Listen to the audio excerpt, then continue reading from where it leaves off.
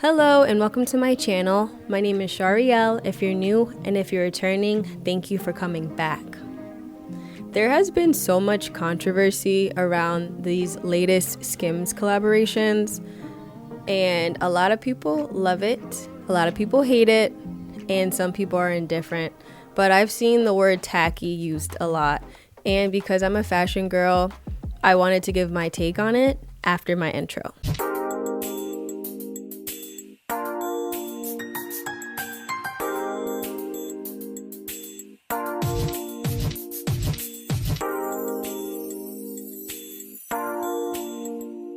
I've seen a series of TikToks criticizing the Skim collabs like this one. I'm just now getting caught up in this whole Skims and Dolce Gabbana collab conversation y'all are having, and boo! Y'all are label. Take Dolce and Gabbana off the cheap part, and that gives Fashion Nova. It looks cheap. How the do you dress a cheetah set like that and make it classy looking? Another TikTok criticizing the Skim collab like this one. Maybe I'm just a hater, and that's okay with me. But is the Kim or the Skims and North Face collab, is it really like iconic? Is it really a slay? Or is it just a copy and paste of the same thing that she's done with literally every other collab in like the same like 4 boring colors that she's been giving you guys for I don't know how many years now? Another TikTok criticizing the Skims collab like this one. If I said the Dolce & Gabbana Skims collaboration was a little bit hood, a little bit ghetto, you all would get mad and take the video down. So instead, I'm going to use this as an opportunity to talk about how the wealthy view designer brands versus the average person. Even the concept of a designer brand is a little bit strange because designer as opposed to what? Designer is the default. You look at something like the Skims collaboration, it's overly trendy and doesn't really have an occasion. And that's because the target audience is actually people who aspire to designer brands. And in fact, it is also why we have designer fragrances, because it was a cheap aspirational thing that the average person could get. Desperate designer, when you are just so desperate to have the logo and say that you have something from Dolce & Gabbana, it doesn't even qualify as a luxury good. But the people who engage in desperate designer also have no clue what a luxury good is, so it kind of cancels out. But do me a favor, if you come across somebody who is wearing this and it does not look like the tackiest thing you have ever seen in your life, please tag me because I'm curious to see someone pull this off. The Kim Kardashian Dolce & Gabbana collaboration is just another example that all it takes is a designer name and an expensive price tag to get y'all to buy anything. Like, y'all are doing a lot for some leopard thermals, right? Leopard underwear, because that's what it is, right? You can wear it outside, dress it up however you want to, and at the end of the day, it's a leopard pair of thermal underwear, right? It's loungewear, but y'all wear stuff that you're supposed to wear in the house outside. Y'all so desperate to look like you got money instead of actually focusing on having money. Y'all love to carry around expensive bags but ain't got the amount of the bag in your bank account. You look cheap.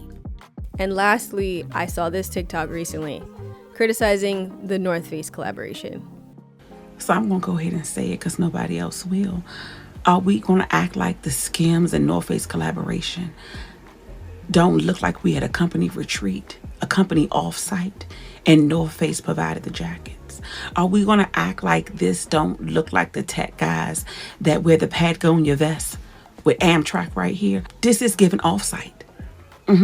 It's giving our work at Skims. And I got the jacket to support the company. In a giveaway bag. And as somebody who does not buy Skims, as somebody who doesn't support the Kardashians, I don't follow them on anything, I personally think these Skims collaborations were really smart.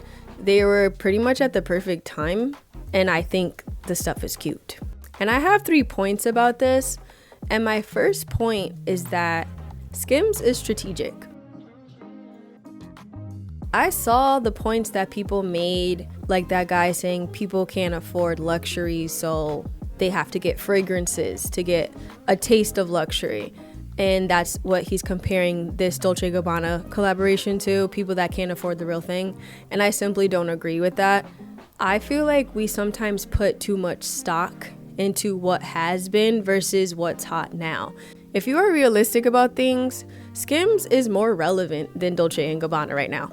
When somebody wants to purchase high fashion or a luxury clothing item or shoes, nobody's thinking of Dolce & Gabbana. They think of Hermes, they think of Chanel, they think of Louis Vuitton, they think of so many other brands because those brands are just hotter. So people are giving Dolce & Gabbana too much credit, thinking, oh, they're this fashion house and they're in Italy and this and that. And it's like, yeah, they are, but people like Skims. People really like Skims. The people that I know that buy Skims, they're faithful supporters. They buy a lot of it.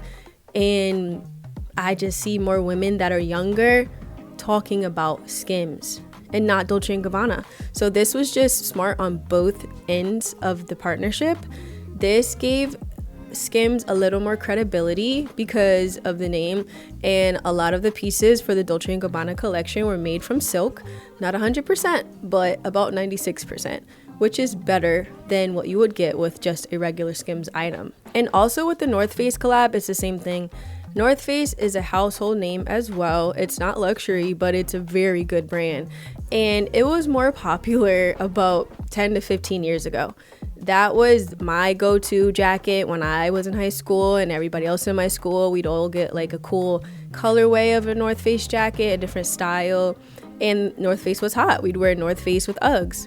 But because of fast fashion taking over, there are so many other options. There's luxury fashion as well, and there's also smaller brands because of social media that people can choose to get a jacket from. Whether it's Zara, they can get a jacket from my brand, Riser Co., or they can get a jacket from Chanel if they want. And also thrifting is big now too, so people don't really think of Northface, and Skims collaborating with them put Northface back in the game. It got people buzzing about them again. And this is why, once again, I said they're strategic, because Skims has the clout. Northface has proved themselves as a household name, and combining the two, it's created a big deal. And that's why it's strategic to me. If you really look at Skims' demographic of who buys their things, it's usually younger girls. Gen Z and like younger millennials buy Skims. And they also have Black women that love Skims, white women that love Skims, and also every race besides that. And that's hard to do. Usually when Black women like a certain brand, it's not that popular with white women. Or when white women like a certain brand, it's not that popular with Black women. And if you just look it up, Black people spend trillions of dollars. So for Black women to eat this up, Skims is getting rich. White women are eating it up, Skims is getting rich. Hispanic, Asian, and everything in between, they're eating it up. So Skims has a gold mine of a demographic. Young women spend their money, especially when they don't have children. And these are the demographics that Dolce & Gabbana would need to help continue their lasting power in the fashion game. Because if you have the younger women paying attention to Dolce & Gabbana now because of Skims collabing with them, that's generating so much revenue for them if some of those young women can afford the regular Dolce & Gabbana. And it's the same effect with Northface. This demographic who's not generally checking for Northface, but collabing with Skims, now they might be for their regular Northface things that are not collabed with Skims. It just makes sense for everybody in the situation. And not to mention, I don't feel like people want to credit Kim on this marketing run. I don't pay attention to what she does. But when she put out the Dolce & Gabbana ad campaign, it was fire. The old Hollywood look, it looking like it was in Italy. I don't know if it was or not, but it just was reminiscent of that vintage old Hollywood, just a beautiful era where women were naturally beautiful. They were full figured, and it's reminiscent of like a Sophia Loren, a classic beauty, the way they strategically put the shoots together and styled the pieces that they have in the collection. I loved it, and it received a lot of good reception because it was cool. Even the Northface campaign, it was super cute. People don't realize like Northface has never made cutesy stuff. They have nice jackets, but having things be skin toned, cropping the jacket, everyone in monochrome looks, matching their skin tone, and in that like V position, almost like when birds migrate to the South, it was cool. Like, simplicity is great. You don't always have to do the most to make things appealing. And speaking of appealing, everything doesn't appeal to everybody, which goes into my second point. Fashion is subjective. Just because you don't like something like cheetah print doesn't mean it's tacky, doesn't mean people don't look good in it. When they were saying in that TikTok how cheetah print is tacky, or I didn't see anybody that wore it that has money or looks like they have money, basically they were insinuating that only hood rats or ghetto people are buying this, or people that are of lower class are buying this. And that's not true. When I looked up the girls that bought the Skims and Dolce collection, they looked good. They looked like they have themselves together. And that's something that can't be faked, especially with me. I can tell when somebody really has it. And a lot of the women that were on TikTok and killing it, they looked great. You can tell they have great style, great taste. Some of them had really nice bathrooms, so you know how the house looks. So it's just not true. You trying to say only women that are cheap or don't know real luxury were buying this, because that's not true. And I really feel like besides the cheetah print, people like to pick and choose what's considered tacky. There's so many things that people wear that is tacky. Having a dress be completely see-through is tacky. A lot of the dresses that I saw that were popular earlier this year or later last winter, it was like a skin-tight dress that looked like a nude body. That was tacky to me. I personally don't like Crocs, but I will never make a hate think piece on TikTok about Crocs just because I don't like them, because you know what? I know people love Crocs and they're not going to stop wearing them, and they shouldn't just because I don't like them or that I think they're tacky. Who cares? People like them and they're shoes and they're affordable. And that's how I feel about this. It's like people are attacking people saying, oh, you guys just want luxury so bad that you can slap a logo on anything and people will buy it. And that's really funny to me because duh. Why wouldn't you wear something because it has a logo or a brand name that you like? That's the point of buying most clothes. You buy a pair of sneakers because of the swoosh. Reebok has a logo. New Balance has a logo. Whether it's lower class clothing or higher class clothing, there's a logo. A quilt stitch leather bag doesn't look the same without the double C's. It looks better because when you have a logo, it tells a story of the brand and the lifestyle.